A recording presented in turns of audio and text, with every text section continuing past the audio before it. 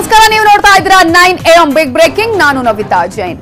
ಬೆಂಗಳೂರಲ್ಲಿ ಕೊರೋನಾದಿಂದ ಮತ್ತೆ 4 ಸಾವನ್ನಪ್ಪಿದ್ದು, ವಿಕ್ಟೋರಿಯಾ ಆಸ್ಪತ್ರೆಯಲ್ಲಿದ್ದ 4 ಕೊರೋನಾ ರೋಗಿಗಳು ಸಾವನ್ನಪ್ಪಿದ್ದಾರೆ. 4 ವೆಂಟಿಲೇಟರ್ನಲ್ಲಿ ಚಿಕಿತ್ಸೆಯನ್ನ ನೀಡಲಾಗ್ತಾ ಇತ್ತು.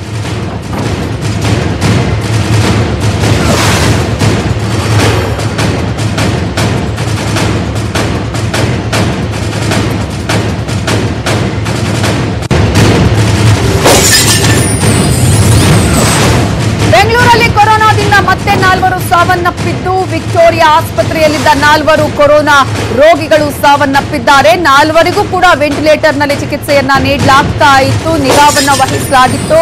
ಪೇಷಂಟ್ ನಂಬರ್ 4079, 4845, 5336, 5340 ಈ 4 ಪೇಷಂಟ್ಗಳು ಈಗ ಸಾವನ್ನಪ್ಪಿದ್ದಾರೆ. ಚಿಕಿತ್ಸೆ ಫಲಿಸದೆ ಸಾವನ್ನಪ್ಪಿದ್ದು, ಕೆಲ ದಿನಗಳಿಂದಲೂ ಇವರ ಆರೋಗ್ಯ ಗಂಭೀರವಾಗಿ ಇತ್ತು. ವೆಂಟಿಲೇಟರ್ನಲ್ಲಿ ಇವರಿಗೆ ಚಿಕಿತ್ಸೆಯನ್ನ ನೀಡಲಾಗ್ತಾ ಇತ್ತು, ತೀವ್ರ ನಿಗಾ ವಹಿಸಲಾಗಿತ್ತು. ಆದ್ರೂ ಕೂಡ ಈಗ ಚಿಕಿತ್ಸೆಗೆ ಸ್ಪಂದಿಸದೆ ಈಗ ಸಾವನ್ನಪ್ಪಿದ್ದಾರೆ 4. ಬೆಂಗಳೂರಿನಲ್ಲಿ ಈ ಮೂಲಕ ಕೊರೋನಾಗೆ ಬಲಿಯಾದವರ ಸಂಖ್ಯೆ 25ಕ್ಕೆ ಏರಿಕೆ ಆಗಿದೆ. ಐಸಿಯುನಲ್ಲಿದ್ದಂತಹ 4 ಕೂಡ ಸಾವನ್ನಪ್ಪಿದ್ದು ಈಗ ಒಂದು ರೀತಿಯ ಆತಂಕ ಮನೆ ಮಾಡಿದೆ. ಯಾಕಂದ್ರೆ ಇವರನ್ನ ಆಸ್ಪತ್ರೆಗೆ ಕರ್ಕೊಂಡು ಬಂದಾಗಿನಿಂದಲೂ ಕೂಡ ಇವರ ಸ್ಥಿತಿ ಗಂಭೀರವಾಗಿತ್ತು ಅನ್ನುವಂತಹ ಮಾತುಗಳು ಕೂಡ ಕೇಳಿ ಬರ್ತಾ ಇದೆ. 4 ಕೂಡ ವೆಂಟಿಲೇಟರ್ ನಲ್ಲಿ ಚಿಕಿತ್ಸೆಯನ್ನ ಪಡಿತಾ ಇದ್ರು, ಆದ್ರೂ ಕೂಡ ಇವರು ಚಿಕಿತ್ಸೆಗೆ ಸ್ಪಂದಿಸಿಲ್ಲ ಅನ್ನುವಂತಹ ಈಗ ವಿಚಾರಗಳು ಕೂಡ ಗೊತ್ತಾಗ್ತಾ ಇದೆ. ಈ ಮೂಲಕ ಬೆಂಗಳೂರಿಗೆ ಮತ್ತೆ ಒಂದು ಆ ರೀತಿಯ ಆತಂಕ, ಆಘಾತ.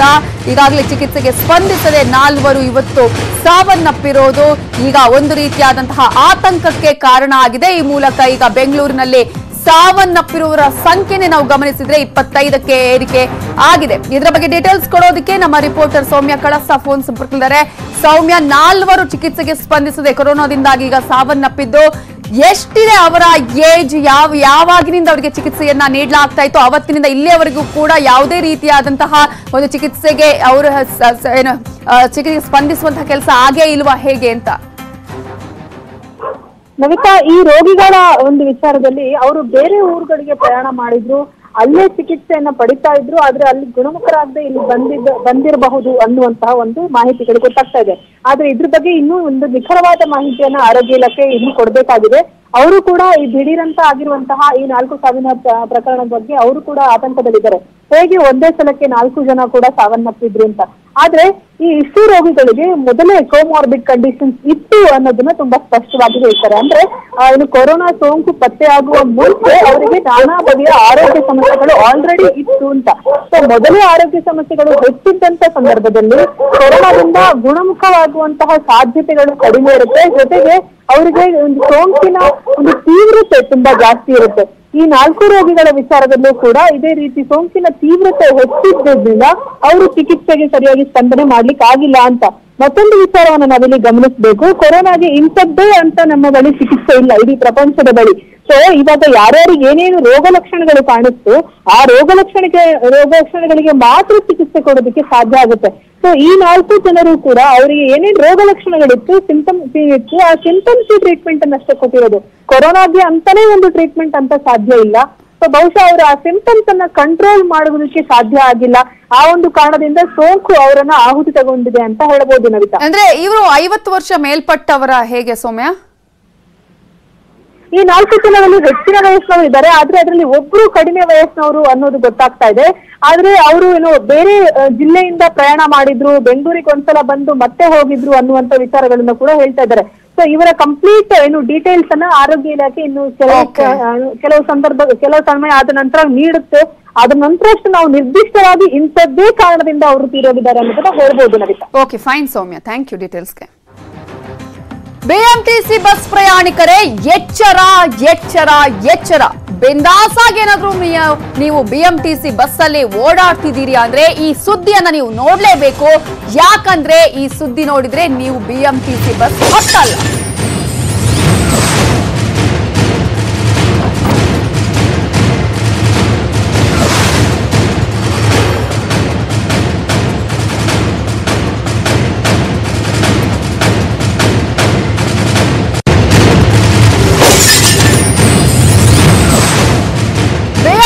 ಬಸ್ ಪ್ರಯಾಣಿಕರೇ ಎಚ್ಚರ ಎಚ್ಚರ ಎಚ್ಚರ ಬೇಂದಾಸ್ ಆಗಿ ಬಿಎಂಟಿಸಿ ಬಸ್ ಅಲ್ಲಿ ಓಡಾಡ್ತಾ ಇದ್ದೀರಾ. ಈ ಸುದ್ದಿ ನೋಡಿದ್ರೆ ನೀವು ಬಿಎಂಟಿಸಿ ಬಸ್ ಹತ್ತಲ್ಲ. ಯಾಕೆ ಅಂತ ನಾವು ಹೇಳ್ತೀವಿ ನೋಡಿ. ಬಿಎಂಟಿಸಿ ಬಸ್ ಡ್ರೈವರ್ಗೆನೆ ಇಲ್ಲಿ ಕೊರೋನಾ ಪಾಸಿಟಿವ್. ಹೊಸಕೋಟೆಯ ಡಿಪೋ 24ರ ಚಾಲಕನಿಗೆ ಕೊರೋನಾ ಪಾಸಿಟಿವ್ ಈಗ ಪತ್ತೆಯಾಗಿದೆ. ಮೂಲತಃ ಇವರು ಕಲಬುರಗಿಯ ಅಫ್ಜಲ್ಪುರದ ನಿವಾಸಿ. ಈ ಒಂದು ಚಾಲಕರು ವೈಟ್ ಫೀಲ್ಡ್ ಡಿಪೋ 18ರಿಂದ ಇವರಿಗೆ ಎರವಲು ಸೇವೆ ಮೇಲೆ ಇವರು ಡಿಪೋ ನಂಬರ್ 24ಕ್ಕೆ ಬಂದಿದ್ರು ಈ ಚಾಲಕ. ಆದ್ರೆ ಈಗ ಈ ಚಾಲಕನಿಗೆ ಪಾಸಿಟಿವ್ ಬಂದಿದೆ. ಹೊಸಕೋಟೆಯ ಡಿಪೋ 24ಕ್ಕೆ ಇವರನ್ನ ನಿಯೋಜನೆ ಮಾಡಲಾಗಿತ್ತು. ಈ ಒಂದು ಬಿಎಂಟಿಸಿ ಚಾಲಕರನ್ನ. ಡಿಪೋ ಚಾಲಕನಿಗೆ ಕೊರೋನಾ ಪಾಸಿಟಿವ್ ಬಂದಿದ್ರು ಕೂಡ ಸೀಲ್ ಡೌನ್ ಆಗಿಲ್ಲ. ಸೋಂಕು ದೃಢಪಟ್ಟರು ಇನ್ನೂ ಕೂಡ ಡಿಪೋ ಸೀಲ್ ಡೌನ್ ಮಾಡಿಲ್ಲ. ಡಿಪೋ ಸೀಲ್ ಡೌನ್ ಮಾಡೋದಿಕ್ಕೆ ಮ್ಯಾನೇಜರ್ ನಿರಾಕರಿಸಿದ್ದಾರೆ ಅನ್ನುವ ಆರೋಪ ಕೇಳಿ ಬಂದಿದೆ. ಕೆಲಸ ಮಾಡಲ್ಲ ಅಂತ ಹೇಳಿ ಈಗ ಬಿಎಂಟಿಸಿ ಸಿಬ್ಬಂದಿ ಪಟ್ಟನ್ನ ಹಿಡಿದಿದ್ದಾರೆ. ಸಹಜವಾಗಿ ಅವರಿಗೆ ಆತಂಕ ಇದ್ದೇ ಇರುತ್ತೆ, ಹೇಗೆ ಕೆಲಸ ಮಾಡೋದು ಅಂತ ಹೇಳಿ. ಸೊ ಏನಾಗಿದೆ ಇಲ್ಲಿ ಅನ್ನೋದ್ರ ಬಗ್ಗೆ ಡೀಟೇಲ್ಸ್ ಕೊಡೋದಕ್ಕೆ ನಮ್ಮ ರಿಪೋರ್ಟರ್ ಥಾಮಸ್ ಪುಷ್ಪರಾಜ್ ಈಗ ಫೋನ್ ಸಂಪರ್ಕದಲ್ಲಿದ್ದಾರೆ. ಥಾಮಸ್, ಈಗ ಒಂದ್ ಕಡೆ ಬಿಎಂಟಿಸಿ ಅಲ್ಲಿ ಓಡಾಡೋರಿಗೆ ಒಂದ್ ರೀತಿಯ ಆಘಾತ ಅಥವಾ ಆತಂಕ ಇದೆ, ಹೇಗಪ್ಪ ಇನ್ನು ಹೆಂಗ್ ಓಡಾಡೋದು ನಾವು ಅಂತ ಹೇಳಿ. ಜೊತೆಗೆ ಈಗ ಸೀಲ್ ಡೌನ್ ಮಾಡದಿರೋದಕ್ಕೆ ಏನ್ ಕಾರಣವನ್ನು ಕೊಡ್ತಾ ಇದ್ದಾರೆ? ಸಹಜವಾಗಿ ಈಗ ಬಿಎಂಟಿಸಿ ಸಿಬ್ಬಂದಿಗಳಿಗೆ ಆತಂಕ ಮನೆ ಮಾಡುತ್ತಲ್ವಾ ಅಂತ. ನವಿತಾ, ಎರಡು ಆತಂಕ ಇದೆ. ಒಂದು, ಬಸ್ ನಲ್ಲಿ ಪ್ರಯಾಣಿಸುವಂತ ಪ್ರಯಾಣಿಕರ ಸುರಕ್ಷತೆ, ಮತ್ತು ಇನ್ನೊಂದ್ ಕಡೆ ಆ ಬಸ್ ಚಾಲಕ ಕೆಲಸ ಮಾಡ್ತಿದ್ದಂತ ಡಿಪೋದಲ್ಲಿ ಕೆಲಸ ಮಾಡ್ತಿದ್ದಂತ ಸಹವರ್ತಿಗಳು ಇಬ್ಬರಲ್ಲೂ ಕೂಡ ಆತಂಕ ನಿರ್ಮಾಣ ಆಗಿದೆ. ಅಲ್ಲದ್ರೆ ಪ್ರಮುಖವಾಗಿ ಈ ಬಸ್ಗಳಲ್ಲಿ ಆತ ಎರಡು ಕಡೆ ಕೆಲಸ ಮಾಡ್ತಾ ಇದ್ದಾರೆ. ರೂಟ್ ಬಸ್ ಡಿಪೋ 18 ಮತ್ತೆ bus depot 24. 18 white field depot ಬರುತ್ತೆ, 24 ಹೊಸಕೋಟೆ ಡಿಪೋ ಬರುತ್ತೆ. ಆತ ಈ ಕಳೆದ 2 ದಿನಗಳ ಹಿಂದೆ 18 ಡಿಪೋದಿಂದ ಎರವಲು ಸೇವೆಗಾಗಿ 24ನೇ ಡಿಪೋಗೆ ಬಂದಿದ್ದ ಡ್ರೈವರು. ಮೂಲತಃ ನೋಡಿ, ಇಲ್ಲಿ ಇನ್ನೊಂದು ಬಹಳ ಆಘಾತಕಾರಿ ಸಂಗತಿ ಇದೆ. ಆತ ಮೂಲತಃ ಕಲಬುರಗಿ ಜಿಲ್ಲೆಯ ಅಫ್ಜಲ್ಪುರದ ಅವನು ಅಂತ ಹೇಳಲಾಗ್ತದೆ. ಯಾಕಂದ್ರೆ ನಿಮಗೆ ಎಲ್ಲರಿಗೂ ಕೂಡ ಗೊತ್ತಿರುವಂತೆ ಕಲಬುರಗಿಯಲ್ಲಿ ಎಷ್ಟು ಮಟ್ಟಿಗೆ ಕೊರೋನಾ ಇದೆ ಅಂತೇಳಿ. ಆತ ಅಲ್ಲಿಂದ ಬಂದು ಇಲ್ಲಿ ಡ್ಯೂಟಿಗೆ ಸೇರ್ಕೊಂಡು 18ರಲ್ಲಿ ಡಿಪೋದಲ್ಲಿ ಕೆಲಸ ಮಾಡ್ತಿರೋ ಟೈಮಲ್ಲಿ ಮೆಜೆಸ್ಟಿಕ್ ಟು ಏರ್ಪೋರ್ಟ್ ಮಾರ್ಗವಾಗಿ ಕೆಲಸ ಮಾಡ್ತಾ ಇದ್ದ. 2 ದಿನಗಳಾಯ್ತಷ್ಟೇ. 2 ದಿನಗಳಲ್ಲಿ ಆತ ಹೊಸಕೋಟೆ ಡಿಪೋಗೆ ಶಿಫ್ಟ್ ಆಗ್ತಾನೆ. ಯಾಕಂದ್ರೆ ಓಲ್ವೋ ಬಸ್ಗಳ ಸಂಖ್ಯೆ ಕಡಿಮೆ ಇರೋದ್ರಿಂದ ನಾರ್ಮಲ್ ಬಸ್ ಆಪರೇಟ್ ಮಾಡೋದಕ್ಕೆ ಆತನ ಹೊಸಕೋಟೆ ಡಿಪೋಗೆ ಶಿಫ್ಟ್ ಮಾಡ್ಲಾಗ್ತದೆ. 2 ಆತಂಕ ಇದೆ. 18 ಡಿಪೋದಲ್ಲಿ ಕೆಲಸ ಮಾಡ್ತಿರುವಂತ ಟೈಮಲ್ಲಿ ಮೆಜೆಸ್ಟಿಕ್ ಟು ಏರ್ಪೋರ್ಟ್ ಕೆಲಸ ಮಾಡುವಂತ ಟೈಮಲ್ಲಿ ಸಾಕಷ್ಟು ಜನ ಪ್ರಯಾಣಿಕರು ಆ ಬಸ್ ನಲ್ಲಿ ಸಂಚರಿಸುವಂತ ಸಾಧ್ಯತೆಗಳು ಹೊಂದಿತ್ತು ಅಂತ ಹೇಳಿದ್ರೆ, ಕಳೆದ 2 ದಿನಗಳಿಂದ 24ನೇ ಡಿಪೋದಲ್ಲಿ ಹೊಸಕೋಟೆ ಟು ಮೆಜೆಸ್ಟಿಕ್ ಕೆಲಸ ಮಾಡುವಂತ ಟೈಮಲ್ಲಿ ಸಾಕಷ್ಟು ಜನ ಪ್ರಯಾಣಿಕರು ಆ ಬಸ್ ನಲ್ಲಿ ಪ್ರಯಾಣಿಸುವಂತ ಸಾಧ್ಯತೆಗಳಿದೆ. ಹಾಗಾಗಿ ಸದ್ಯಕ್ಕೆ ಪ್ರಕರಣವನ್ನು ತುಂಬಾ ಗಂಭೀರವಾಗಿ ತೆಗೆದುಕೊಳ್ಳಲಾಗಿದೆ. ಆತನ ಈಗಾಗಲೇ ವಿಕ್ಟೋರಿಯಾ ಆಸ್ಪತ್ರೆಗೂ ಕೂಡ ಕೊಂಡೊಯ್ಯಲಾಗಿದೆ. ಆತನಿಗೆ ಕೊರೋನಾ ಇರುವಂತದ್ದು ಕನ್ಫರ್ಮ್ ಕೂಡ ಡಿಪೋ ಮ್ಯಾನೇಜರ್ ಮಾಡಿದ್ದಾರೆ. ಹಾಗಾಗಿ ಬಿಎಂಟಿ ಆತ ಏನು ಕೆಲಸ ಮಾಡಿದಾರೆ ಆ 2 ಬಸ್ಗಳಲ್ಲಿ ಸಂಚರಿಸುವಂತ ಪ್ರಯಾಣಿಕರಿಗೆ ಅದನ್ನ ಟ್ರಾವೆಲ್ ಹಿಸ್ಟ್ರಿ ತೆಗೆದುಕೊಳ್ಳೋದು ದೊಡ್ಡ ಮಟ್ಟದ ಸವಾಲು. ಅದೇ ಟ್ರಾವೆಲ್ ಹಿಸ್ಟ್ರಿ ಬಗ್ಗೆ ಕೂಡ ಯಾರು ಗಂಭೀರವಾಗಿ ಕೂಡ ತೆಗೆದುಕೊಳ್ತಾ ಇಲ್ಲ. ಅದೇ ಒಬ್ಬ ಡ್ರೈವರ್ ಕಮ್ ಕಂಡಕ್ಟರ್ಗೆ ಬಂದಿರುವಂತದ್ದು ನೋಡುವಂತ ಟೈಮಲ್ಲಿ ಆ ಬಸ್ನಲ್ಲಿ 2 ಬಸ್ಗಳಲ್ಲಿ ಸಂಚರಿಸುವಂತ ಪ್ರಯಾಣಿಕರಿಗೆ ಈಗ ದೊಡ್ಡ ಮಟ್ಟದ ಆತಂಕ ಇದೆ. ಅದ್ರ ಜೊತೆ ಆತ ಕೆಲಸ ಮಾಡುವಂತ ಡಿಪೋದಲ್ಲಿ ಸಾಕಷ್ಟು ಜನ ಡ್ರೈವರ್ಸ್ ಕಂಡಕ್ಟರ್ಸ್ ಗಳ ಜೊತೆಗೆ ಮೆಕ್ಯಾನಿಕ್ ಗಳ ಜೊತೆಗೂ ಕೂಡ ಒಳನಾಡಿರ್ತಾನೆ. ಹಾಗಾಗಿ ಆತಂಕ ದೊಡ್ಡ ಮಟ್ಟದಲ್ಲಿದೆ. ಅದನ್ನ ಯಾವ ರೀತಿ ಟ್ಯಾಕಲ್ ಮಾಡೋದು, ಸೀಲ್ ಡೌನ್ ಈಗಾಗಲೇ ಇನ್ನೇನು ಕೆಲವೇ ಕ್ಷಣಗಳಲ್ಲಿ ಮಾಡ್ತೀವಿ ಅನ್ನೋ, ಯಾಕಂದ್ರೆ MD ಅವರಿಂದ ಪರ್ಮಿಷನ್ ಬರೋ ತನಕ, ಆದೇಶ ಬರೋ ತನಕ ಯಾವುದು ಕೂಡ ಮಾಡಕ್ ಆಗೋದಿಲ್ಲ. ಹಾಗಾಗಿ ಆದೇಶದ ನಿರೀಕ್ಷೆಯಲ್ಲಿದ್ದೇವೆ. ಬಂದ ತಕ್ಷಣ ನಾವು ಸೀಲ್ ಡೌನ್ ಮಾಡ್ತೀವಿ. ಅಲ್ಲದೆ ಕಾಮನ್ ಆಗಿ ಯಾರ್ಯಾರನ್ನು ಯಾರ್ಯಾರನ್ನು ಒಳಪಡಿಸ್ತಾರೆ ಅನ್ನೋದು ಈವರೆಗೂ ಡಿಪಾರ್ಟ್ಮೆಂಟ್ ಸ್ಪಷ್ಟಪಡಿಸಿಲ್ಲ. ಅದು ಕೆಲವೇ ಕ್ಷಣಗಳ ನಂತರ ಸ್ಪಷ್ಟವಾಗಲಿದೆ. Namita, okay, thank you Thomas Pushparaj ಡೀಟೇಲ್ಸ್ಗೆ. ಸೊ ಇನ್ನು ಇದೆಲ್ಲ ಆತಂಕ ಇರೋದು ಯಾರ್ಯಾರು ಆ ಬಸ್ ಅಲ್ಲಿ ಪ್ರಯಾಣ ಮಾಡಿದಾರೋ, ಯಾವ ರೀತಿಗೆ ಟ್ರಾವೆಲ್ ಹಿಸ್ಟ್ರಿಯನ್ನು ಕಂಡು ಹಿಡಿತಾರೋ, ಯಾರ್ಯಾರಿಗೆ ಎಂತಹ ರೀತಿಯಾದಂತಹ ಒಂದು ಸಿಚುವೇಶನ್ ನಿರ್ಮಾಣ ಆಗುತ್ತೋ ಅನ್ನುವಂತಹ ಆತಂಕ ಕೂಡ ಇದೆ. ಬಸ್ ಅಲ್ಲಿ ಈಗ ಪ್ರಯಾಣ ಮಾಡಿದವರಿಗೆ ಆಗಿರ್ಬೋದು, ಡಿಪೋದಲ್ಲಿದ್ದಂಥವರಿಗೆ ಸಾಕಷ್ಟು ಬಾರಿ ನಾವು ನೋಡ್ತಾ ಇದ್ದೀವಿ. ಕೊರೋನಾ ವಾರಿಯರ್ಸ್ಗೆನೆ ಇತ್ತೀಚಿನ ದಿನಗಳಲ್ಲಿ ಈ ಒಂದು ಕೊರೋನಾ ಪಾಸಿಟಿವ್ ಬರ್ತಾ ಇದೆ ಅನ್ನೋದನ್ನ ಅದೇ ರೀತಿಯಾಗಿ ಕಳೆದ ಹಲವು ದಿನಗಳಿಂದಲೂ ನಾವು ನೋಡ್ತಾ ಇದ್ದೀವಿ. ಪೊಲೀಸರನ್ನು ಕೂಡ ಈಗ ಬಿಟ್ಟು ಬಿಡದೆ ಕಾಡ್ತಾ ಇದೆ ಈ ಒಂದು ಕೊರೋನಾ ವೈರಸ್. ಕರ್ತವ್ಯ ನಿರತ ಸ್ಥಳಗಳಲ್ಲೇ ಈಗ ಅವರಿಗೆ ವಕ್ಕರಿಸ್ತಾ ಇದೆ ಈ ಮಹಾಮಾರಿ.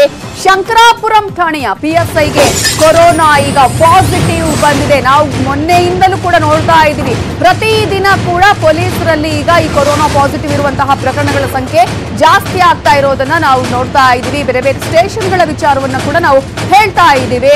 ಆದ್ರೆ ಪ್ರತಿದಿನ ಕೂಡ ಈಗ ಬೇರೆ ಬೇರೆ ಪೊಲೀಸ್ ಸ್ಟೇಷನ್ಗಳಲ್ಲಿ ಪೊಲೀಸರಿಗೆ ಕೊರೋನಾ ಪಾಸಿಟಿವ್ ಬರ್ತಾ ಇದೆ. PSI ಪ್ರಾಥಮಿಕ ಸಂಪರ್ಕಿತರಿಗೆ ಈಗ ಕ್ವಾರಂಟೈನ್ ಮಾಡಲಾಗಿದೆ. PSIಗೆ 2 ದಿನದಲ್ಲಿ ಮದುವೆ ಇತ್ತು. ಪ್ರಾಥಮಿಕ ಸಂಪರ್ಕದಲ್ಲಿದ್ದಂತಹ 5ರನ್ನ ಈಗ ಕ್ವಾರಂಟೈನ್ ನಲ್ಲಿ ಇಡಲಾಗಿದೆ. 3 ದಿನಗಳ ಹಿಂದಷ್ಟೇ ರಜೆ ಹಾಕಿ ಇವರು ಊರಿಗೆ ಹೋಗಿದ್ರು. ಕೋವಿಡ್ ಟೆಸ್ಟ್ ಕೊಟ್ಟು ಅಥಣಿಗೆ PSI ಹೋಗಿದ್ರು.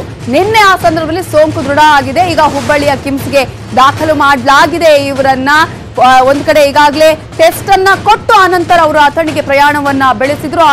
ಆದ್ರೆ ಈಗ ಸೋಂಕು ದೃಢ ಆಗಿದೆ. ಹುಬ್ಬಳ್ಳಿಯ ಕಿಮ್ಸ್ಗೆ ದಾಖಲಾಗಿದೆ. ಇವರಿಗೆ ಮದುವೆ ಇತ್ತು ಇನ್ನೆರಡು ದಿನದಲ್ಲಿ ಅನ್ನುವಂತಹ ಕಾರಣಕ್ಕಾಗಿ ರಜೆಯನ್ನ ಹಾಕಿ ಅವರು ತನ್ನ ಊರಿಗೆ ಹೋಗಿದ್ದಾರೆ. ಆದ್ರೆ ಈ ಸಂದರ್ಭದಲ್ಲಿ ಈಗ ಪಾಸಿಟಿವ್ ಬಂದಿದೆ ಅವರ ರಿಪೋರ್ಟ್ಸ್. ಶಂಕರಪುರ ಪೊಲೀಸ್ ಸ್ಟೇಷನ್ ಇರುವಂತಹ ಒಂದು PSIಗೆ ಈಗ ಪಾಸಿಟಿವ್ ಬಂದಿರುವ ಕಾರಣಕ್ಕಾಗಿ ಈಗ ಅಲ್ಲಿ ಯಾವ ರೀತಿಯಾಗಿ ಕ್ವಾರಂಟೈನ್ ಮಾಡುವಂತಹ ಪ್ರಯತ್ನಗಳನ್ನಾಗಿದೆ. ಐವರನ್ನ ಆಲ್ರೆಡಿ ಕ್ವಾರಂಟೈನ್ ಮಾಡಲಾಗಿದೆ. ಯಾಕಂದ್ರೆ ಇವರು 3 ದಿನಗಳ ಹಿಂದಷ್ಟೇ ರಜೆ ಹಾಕಿ ಊರಿಗೆ ಹೋಗಿದ್ರು. ಕೋವಿಡ್ ಟೆಸ್ಟ್ ಅನ್ನ ಕೊಟ್ಟು ಅಲ್ಲಿಗೆ ಹೋಗಿದ್ರು. ಈಗ ಅಥಣಿಯಲ್ಲೂ ಕೂಡ ಆತಂಕ ನಿರ್ಮಾಣ ಆಗತ್ತೆ. ಯಾಕಂದ್ರೆ ಆಲ್ರೆಡಿ ಇವರು ಅಲ್ಲಿಗೆ ಹೋದ್ಮೇಲೆ ಈ ಒಂದು ರಿಪೋರ್ಟ್ ಕೂಡ ಬಂದಿದೆ. ಸೋಂಕು ನಿನ್ನೆ ದೃಢ ಆಗಿದೆ. ಈಗಾಗಲೇ ಅವ್ರನ್ನ ಹುಬ್ಬಳ್ಳಿಯ ಕಿಮ್ಸ್ಗೆ ಕೂಡ ದಾಖಲಾಗಿದೆ. ನಮ್ಮ ಕಡೆ ಶಂಕರಪುರ ಪೊಲೀಸ್ ಸ್ಟೇಷನ್ ಅಲ್ಲೂ ಕೂಡ ಈಗ ಆತಂಕ ಮನೆ ಮಾಡಿದೆ. ಇವಾಗ ನಮ್ಮ ರಿಪೋರ್ಟರ್ ಮಂಜುನಾಥ್ ಹೆಚ್ಚಿನ ಮಾಹಿತಿಯನ್ನು ಕೊಟ್ಟಿದ್ದಾರೆ, ನೋಡ್ಕೊಂಡ್ ಬರೋಣ. ಬೆಂಗಳೂರು ನಗರದಲ್ಲಿ ಕಾರ್ಯನಿರ್ವಹಿಸುತ್ತಿರುವಂತಹ ಪೊಲೀಸರಿಗೆ ಈಗ ಆತಂಕ ಶುರುವಾಗಿದೆ. ಯಾಕಂದ್ರೆ ದಿನೇ ದಿನೇ ಒಂದೊಂದು ಠಾಣೆಯಲ್ಲಿ ಕಾರ್ಯನಿರ್ವಹಿಸುತ್ತಿರುವಂತಹ ಪೊಲೀಸರಿಗೆ ಪಾಸಿಟಿವ್ ಆಗ್ತಿದೆ. ಅದರಂತೆ ನಿನ್ನೆ ಶಂಕರಪುರದಲ್ಲಿ ಕಾರ್ಯನಿರ್ವಹಿಸುತ್ತಿದ್ದಂತಹ ಸಬ್ ಇನ್ಸ್ಪೆಕ್ಟರ್ಗೆ ಪಾಸಿಟಿವ್ ಆಗಿರುವಂತದ್ದು ನೀವು ದೃಶ್ಯದಲ್ಲಿ ಕೂಡ ನೋಡ್ತಾ ಇರಬಹುದು. ಇದು ಬೆಂಗಳೂರಿನ ಶಂಕರಪುರ ಪೊಲೀಸ್ ಸ್ಟೇಷನ್. ಇದೇ ಒಂದು ಸ್ಟೇಷನ್ ನಲ್ಲಿ ಕಾರ್ಯನಿರ್ವಹಿಸುತ್ತಿದ್ದಂತಹ ಸಬ್ ಇನ್ಸ್ಪೆಕ್ಟರ್ಗೆ ಕೊರೋನಾ ಪಾಸಿಟಿವ್ ಕೂಡ ಆಗಿದೆ. ಈ ಒಂದು ವಿಚಾರ ತಿಳಿಯುತ್ತಿದ್ದಂತೆ ಎಲ್ಲೋ ಒಂದು ರೀತಿ ಶಂಕರಪುರ ಠಾಣೆಯಲ್ಲಿ ಕೆಲಸ ಮಾಡ್ತಿದ್ದಂತ ಸಿಬ್ಬಂದಿ ಭಯಭೀತರಾಗಿದ್ದಾರೆ. ನೀವು ನೋಡ್ತಾ ಇರಬಹುದು ಇಡೀ ಸ್ಟೇಷನ್ ಅಲ್ಲಿ ಕೇವಲ ಓರ್ವ ASI ಮಾತ್ರ ಈಗ ಕಾರ್ಯನಿರ್ವಹಿಸುತ್ತಿರುವಂತದ್ದು. ಉಳಿದಂತೆ ಎಲ್ಲೋ ಒಂದು ರೀತಿ ಸಿಬ್ಬಂದಿಯೇ ಠಾಣೆಗೆ ಬರೋದಕ್ಕೆ ಹಿಂದೇಟ್ ಆಗ್ತಿರುವಂತಹ ಒಂದು ಘಟನೆ ಕೂಡ ಈಗಾಗಲೇ ಈ ಒಂದು ಕೊರೋನಾದಿಂದ ಆಗ್ತಾ ಇದೆ. ನೋಡ್ತಾ ಇರ್ಬೋದು ಪಬ್ಲಿಕ್ ನ ಯಾರಿಗೊಬ್ಬರಿಗೂ ಕೂಡ ಅಷ್ಟೇ ಈಗ ಸ್ಟೇಷನ್ ಒಳಭಾಗದಲ್ಲಿ ಅಲೋ ಮಾಡ್ತಿಲ್ಲ. ಏನೇ ಇದ್ರೂ ಕೂಡ ಹೊರಗಡೆನೆ ಬಂದು ಪೊಲೀಸರು ಅವ್ರ ಜೊತೆ ಖುದ್ದಾಗಿ ಏನು ವಿಚಾರ ಅಂತ ಮಾತನಾಡ್ತಿದ್ದಾರೆ. ಜೊತೆಗೆ ಠಾಣೆಯ ಮುಂಭಾಗದಲ್ಲಿಯೇ ಸ್ಯಾನಿಟೈಸ್ ವ್ಯವಸ್ಥೆಯನ್ನು ಕೂಡ ಈಗಾಗಲೇ ಮಾಡಿದ್ದಾರೆ. ಯಾಕಂದ್ರೆ ಸಿಬ್ಬಂದಿಯವರು ಕಾರ್ಯನಿರ್ವಹಣೆಗೆ ಅಂತ ಠಾಣೆಯ ಒಳಭಾಗದಲ್ಲಿ ಬಂದಂತಹ ಟೈಮ್ನಲ್ಲಿ ಸ್ಯಾನಿಟೈಸ್ ಅನ್ನ ಮಾಡಿಕೊಂಡು ಬರಲೇಬೇಕು ಅನ್ನೋಂಥ ಒಂದು ಸಿದ್ಧತೆಯನ್ನು ಕೂಡ ಈಗಾಗಲೇ ಮಾಡ್ಕೊಂಡಿದ್ದಾರೆ. ಜೊತೆಗೆ ನಿನ್ನೆ ಏನು ಇಲ್ಲಿ ಕಾರ್ಯನಿರ್ವಹಿಸುತ್ತಿದ್ದಂತಹ ಪೊಲೀಸ್ ಸಬ್ ಇನ್ಸ್ಪೆಕ್ಟರ್ಗೆ ಪಾಸಿಟಿವ್ ಆಗಿರುವಂತಹ ಹಿನ್ನೆಲೆಯಲ್ಲಿ ನಿನ್ನೆ ರಾತ್ರಿಯೇ ಇಡೀ ಒಂದು ಪೊಲೀಸ್ ಸ್ಟೇಷನ್ ಸ್ಯಾನಿಟೈಸ್ ಅನ್ನ ಕೂಡ ಮಾಡಿದ್ದಾರೆ. ಜೊತೆಗೆ ಆ ಒಂದು PSIನ ಸಂಪರ್ಕದಲ್ಲಿದ್ದಂತಹ 5 ಜನರನ್ನ ಈಗಾಗಲೇ ಪ್ರಾಥಮಿಕ ಸಂಪರ್ಕ ಅಂತ ಗುರುತಿಸಿ ಅವರನ್ನು ಕೂಡ ಅಷ್ಟೇ ಕ್ವಾರಂಟೈನ್ ಮಾಡುವಂತಹ ಎಲ್ಲಾ ಕೆಲಸಗಳನ್ನು ಕೂಡ ಮಾಡಿದ್ದಾರೆ. ಇನ್ನು ಆ ಒಂದು PSIನ ಒಂದು ಹಿಸ್ಟ್ರಿಯನ್ನು ಕೂಡ ಟ್ರಾವೆಲ್ ಹಿಸ್ಟ್ರಿಯನ್ನು ಕೂಡ ಈಗಾಗಲೇ ಹುಡುಕ್ತಿದ್ದಾರೆ. ಯಾರ ಜೊತೆ ಸಂಪರ್ಕದಲ್ಲಿದ್ರು ಏನು ಅನ್ನುವಂಥದ್ದು. ನಿಜಕ್ಕೂ ಕೂಡ ಅಷ್ಟೇ ಬೆಂಗಳೂರು ನಗರದಲ್ಲಿ ಪೊಲೀಸ್ ಠಾಣೆಗಳಲ್ಲಿ ಒಂದಲ್ಲ ಒಂದು ಪಾಸಿಟಿವ್ ಕೇಸ್ಗಳು ಇತ್ತೀಚಿನ ದಿನಗಳಲ್ಲಿ ಜಾಸ್ತಿ ಆಗ್ತಿದೆ. ನಿನ್ನೆಯೇ ದಕ್ಷಿಣ ವಿಭಾಗದಲ್ಲಿ 2 ಸ್ಟೇಷನ್ ಅಲ್ಲಿ ಜಯನಗರ ಠಾಣೆಯಲ್ಲಿ ಓರ್ವ ಆರೋಪಿಗೆ ಪಾಸಿಟಿವ್ ಆಗಿದ್ರೆ ಶಂಕರಪುರ ಠಾಣೆಯಲ್ಲಿ ಓರ್ವ ಸಬ್ ಇನ್ಸ್ಪೆಕ್ಟರ್ಗೆ ಪಾಸಿಟಿವ್ ಆಗಿದ್ದು ಎಲ್ಲೋ ಒಂದು ರೀತಿ ಕೆಲಸ ಮಾಡುವಂತಹ ಪೊಲೀಸರಲ್ಲಿ ಈಗ ಆತಂಕ ಶುರುವಾಗಿದೆ ಅಂತ ಹೇಳ್ಬೋದು. ಕ್ಯಾಮ್ರಾ ಪರ್ಸನ್ ವೆಂಕಟೇಶ್ ಜೊತೆ ಮಂಜುನಾಥ್, ನ್ಯೂಸ್ 18 ಕನ್ನಡ, ಬೆಂಗಳೂರು. ಇನ್ನು ಹಾಸನದಲ್ಲಿ ಕೊರೋನಾ ವಾರಿಯರ್ಸ್ ಆಗಿ ಕೆಲಸವನ್ನ ಮಾಡ್ತಾ ಇದ್ದ ಡಾಕ್ಟರ್ ಸಾವನ್ನಪ್ಪಿದ್ದಾರೆ. ಆಲೂರು ಆಸ್ಪತ್ರೆ ವೈದ್ಯ 47 ವರ್ಷದ ಡಾಕ್ಟರ್ ಶಿವಕಿರಣ್ ಕೆಲಸದ ಒತ್ತಡದಿಂದನೇ ಮೃತಪಟ್ಟಿದ್ದಾರೆ ಅನ್ನುವ ಆರೋಪ ಕೇಳಿ ಬರ್ತಿದೆ. ಡಾಕ್ಟರ್ ಶಿವಕಿರಣ್ ಮಕ್ಕಳ ತಜ್ಞರಾಗಿ ಕೆಲಸವನ್ನ ನಿರ್ವಹಿಸ್ತಾ ಇದ್ರು. ಇವರ ಪತ್ನಿ ರೇಣುಕಾ ಕೂಡ ನೇತ್ರ ತಜ್ಞರಾಗಿದ್ದಾರೆ. ದಂಪತಿಗಳು 4 ವರ್ಷದಿಂದ ಹಾಸನದ ಆಲೂರು ಸಾರ್ವಜನಿಕ ಆಸ್ಪತ್ರೆಯಲ್ಲಿ ಕರ್ತವ್ಯ ನಿರ್ವಹಣೆ ಮಾಡ್ತಾ ಇದ್ರು. ದಂಪತಿಗೆ 11 ವರ್ಷದ ಮಗ ಇದ್ದಾನೆ. ಕೊರೋನಾ ಆರಂಭದ ದಿನದಿಂದಲೂ ಕೂಡ COVID-19 ವಿಭಾಗದಲ್ಲಿ ಇವರು ಕೆಲಸವನ್ನ ನಿರ್ವಹಿಸ್ತಾ ಇದ್ರು. ಕೆಲಸದ ಒತ್ತಡದಿಂದನೇ ವೈದ್ಯರು ಮೃತಪಟ್ಟಿದ್ದಾರೆ ಅಂತ ಈಗ ಹೇಳಲಾಗ್ತಾ ಇದೆ. ಇವತ್ತು ಡಾಕ್ಟರ್ ಶಿವಕಿರಣ್ ಸ್ವಗ್ರಾಮ ದಾವಣಗೆರೆ ತಾಲೂಕಿನ ಕೊಡಗನೂರು ಗ್ರಾಮದ ಸ್ವಂತ ಜಮೀನಿನಲ್ಲಿ ಅಂತ್ಯಕ್ರಿಯೆ ನಡೆಯಲಿದೆ.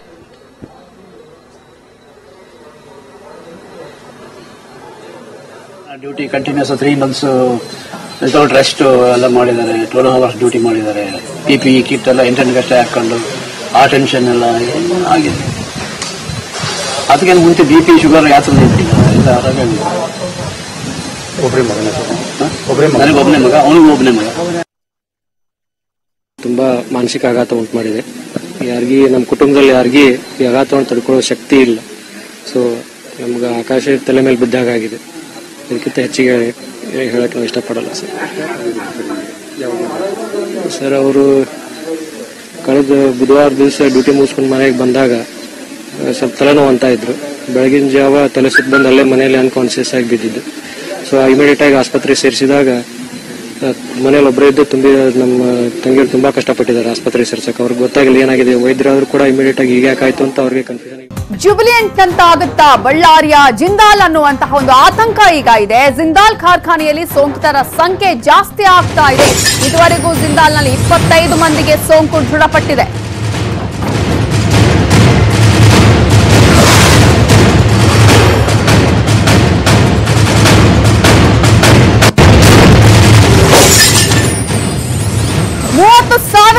ಉದ್ಯೋಗಿಗಳಲ್ಲಿ ಈಗ ಆತಂಕ, ನಡುಕ ಎಲ್ಲ ಕೂಡ ಶುರು ಆಗಿದೆ. ತಮಿಳುನಾಡಿಗೆ ಹೋಗಿ ಬಂದಿದ್ದಂತಹ ಉದ್ಯೋಗಿಗೆ ಮೊದಲು ಸೋಂಕು ಕಾಣಿಸಿಕೊಂಡಿತ್ತು. ಆ ಸೋಂಕಿತನ ಸಂಪರ್ಕದಲ್ಲಿದ್ದಂತಹ 25 ಕಾರ್ಮಿಕರಿಗೆ ಈಗ ಸೋಂಕು ಹರಡಿದೆ. ದ್ವಿತೀಯ ಸಂಪರ್ಕದಲ್ಲಿದ್ದ 8 ಮಂದಿಗೆ ಸೋಂಕು ಬಂದಿದ್ದು ಕಾರ್ಖಾನೆಯ ಮೊದಲ ಸೋಂಕಿತನಿಂದಾನೆ ಒಟ್ಟಾರೆ 33 ಮಂದಿಗೆ ವೈರಸ್ ಈಗ ಹಬ್ಬಿದೆ. ಕಾರ್ಖಾನೆಯನ್ನ ಸೀಲ್ ಡೌನ್ ಮಾಡೋದಕ್ಕೆ ಸ್ಥಳೀಯರು ಒತ್ತಾಯವನ್ನ ಮಾಡ್ತಾ ಇದ್ದಾರೆ. 33 ಪ್ರಕರಣಗಳನ್ನ ನಾವು ನೋಡಿದ್ರೆ ಈಗ ಈ 33 ಪ್ರಕರಣಗಳು ಇದೇ ಒಂದು ಕಂಪನಿಯಿಂದ ಕಾರ್ಖಾನೆಯಿಂದ ಆಗ್ತಾ ಇರುವಂತದನ್ನ ಕೂಡ ನಾವಿಲ್ಲಿ ಗಮನಿಸಬಹುದು. ಒಟ್ಟಾರೆ ಈಗ ಆತಂಕಕ್ಕೆ ಕಾರಣ ಆಗಿದೆ ಜಿಂದಾಲ್ ಕಾರ್ಖಾನೆ ಕೂಡ. ಮೈಸೂರಿನ ರೀತಿಯಲ್ಲೇ ಇದು ಕೂಡ ಆಗತ್ತೆ. ಯಾಕಂದ್ರೆ 30,000 ಕೆಲಸಗಾರರು ಕೂಡ ಅಲ್ಲಿ ಇದ್ದಾರೆ, ನೌಕರರಿರೋದನ್ನ ನಾವು ಗಮನಿಸಬಹುದು. ಒಟ್ಟಾರೆ 33 ಪ್ರಕರಣಗಳು ಇದೇ ಒಂದು ಒಬ್ಬ ಸೋಂಕಿತನಿಂದ ಆಗಿರೋದನ್ನ ನಾವು ಗಮನಿಸಬಹುದು. ಜಿಂದಾಲ್ನಲ್ಲಿ ಈಗ 25 ಮಂದಿಯಲ್ಲಿ ಸೋಂಕು ಕೂಡ ಕಾಣಿಸಿಕೊಂಡಿದೆ.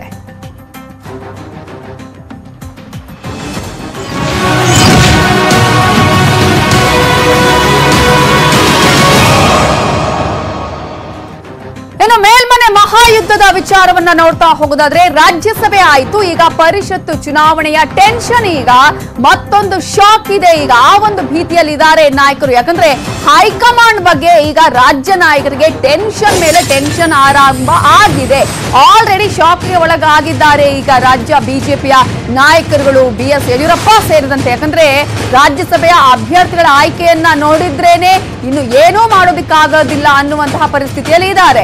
ಈಗ ಹೈಕಮಾಂಡ್ ಬಗ್ಗೆ ನಾಯಕರು ಆತಂಕದಲ್ಲಿದ್ದಾರೆ. ಯಾಕಂದ್ರೆ ಪರಿಷತ್ತಲ್ಲೂ ಕೂಡ ಇದೇ ಆಗುವಂತಹ ಚಾನ್ಸಸ್ ಕೂಡ ಇದೆ, ಹೇಳೋದಕ್ಕೆ ಆಗೋದೇ ಇಲ್ಲ. ಪರಿಷತ್ ಟಿಕೆಟ್ ವಿಚಾರದಲ್ಲೂ ಅಚ್ಚರಿಯ ಅಭ್ಯರ್ಥಿಗಳನ್ನ ಆಯ್ಕೆ ಮಾಡಿದ್ರು ಕೂಡ ಯಾರು ಏನು ಮಾತನಾಡೋದಕ್ಕೆ ಆಗದ ಪರಿಸ್ಥಿತಿ ಇದೆ. ಅಚ್ಚರಿಯ ನಿರ್ಧಾರ ಕಾದಿದೆಯಾ ರಾಜ್ಯ ನಾಯಕರಿಗೆ?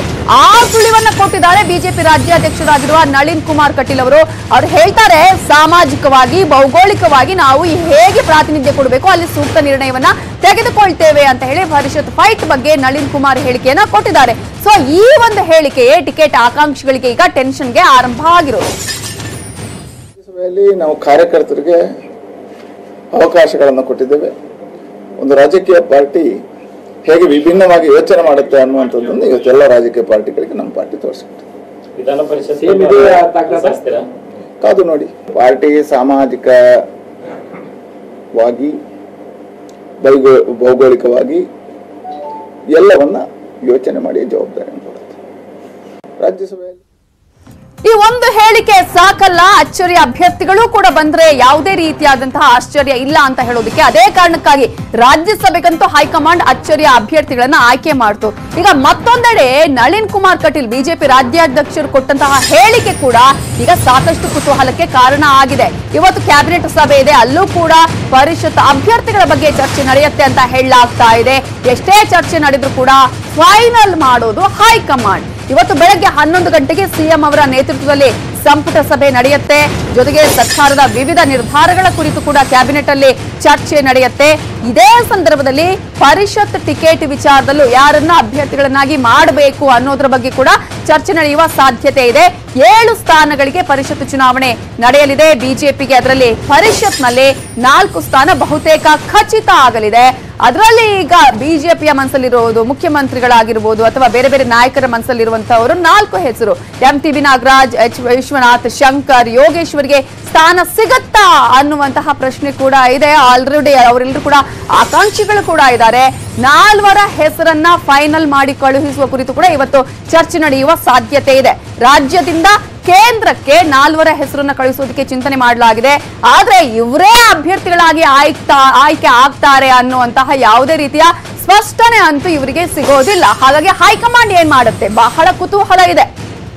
ರಾಜ್ಯಸಭೆಗೆ ಅಭ್ಯರ್ಥಿಗಳ ಅಚ್ಚರಿ ಆಯ್ಕೆ ಆಗಿದೆ, ಆದ್ರೆ ಪರಿಷತ್ಗೆ ಏನ್ ಕತೆ ಅನ್ನುವಂಥದ್ದು ಬಹಳ ಕುತೂಹಲಕ್ಕೆ ಕಾರಣ ಆಗಿದೆ. ಇವೆಲ್ಲದರ ಬಗ್ಗೆ ಡೀಟೇಲ್ಸ್ ಕೊಡೋದಕ್ಕೆ ನಮ್ಮ ರಿಪೋರ್ಟರ್ ಶ್ರೀನಿವಾಸ ಹಳಕಟ್ಟಿ ಈಗ ನೇರ ಸಂಪರ್ಕದಲ್ಲಿದ್ದಾರೆ. ಶ್ರೀನಿವಾಸ ಹಳಕಟ್ಟಿ, ಈಗ 4 ಅಭ್ಯರ್ಥಿಗಳ ಹೆಸರು ಬಿಜೆಪಿ ನಾಯಕರ ಮನಸ್ಸಲ್ಲಿ ಇದೆ, ಆದ್ರೆ ನಳಿನ್ ಕುಮಾರ್ ಹೆಟ್ಟಂತಹ ಹೇಳಿಕೆ ಈಗ ಎಲ್ಲವೂ ಕೂಡ ತದ್ವಿರುದ್ಧ ಆಗ್ತಾ ಇದೆಯಲ್ವಾ, ಹೇಗೆ ಅಂತ?